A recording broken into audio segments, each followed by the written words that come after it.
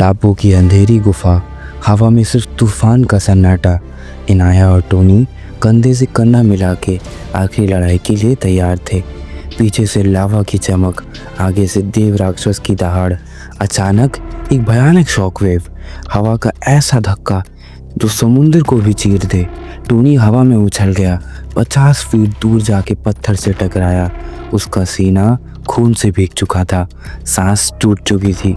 इनाया के चेहरे पर आंसू और आंखों में एक फैसला। उसने कहा, टोनी, एक मंत्र है, ये तुम्हें देवताओं वाली शक्ति देगा, लेकिन बाद में तुम इन शक्तियों को कभी इस्तेमाल नहीं कर पाओगे। टोनी ने खून से भीगी मुस्कान के साथ कहा, कर दो, वरना हम दोनों बचेंगे नहीं। इनाया ने टोनी का माथा थामा, मंत्रों का उच्चारण शुरू किया। गुफा की दीवारें कांप उठी।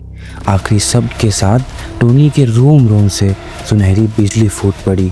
हवा पिघलने लगी जैसे समुद्र में लावा घुल गया हो। देव राक्षस ने अपना पहले वार किया।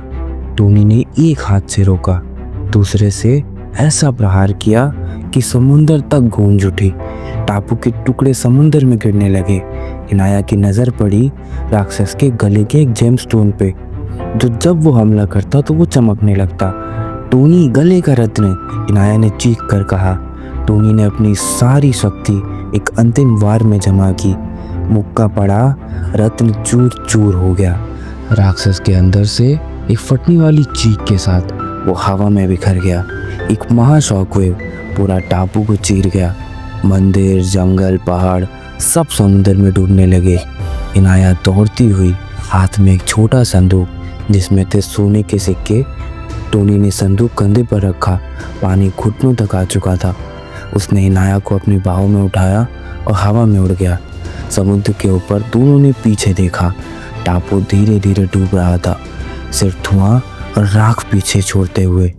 कई साल बाद समुद्र के किनारे एक मकान, सुबह की सुनहरी धूप। एक छोटा लड़का अपने पिता के पास भाग कर आता है। पापा, मैंने पढ़ा अमेज़न में कितने रहस्यमयी आइलैंड्स हैं, मुझे एक्सप्लोर करना है। पिता चुपचाप मुस्कुराता है, पत्नी की तरफ देखता है जो पास ही बैठी थी, और वो दोनों एक स्वर में कहते हैं, बेटा, कुछ राज ऐसे होते हैं जिन्हें ना छेड़ने में ही दुनिया की भलाई होती है।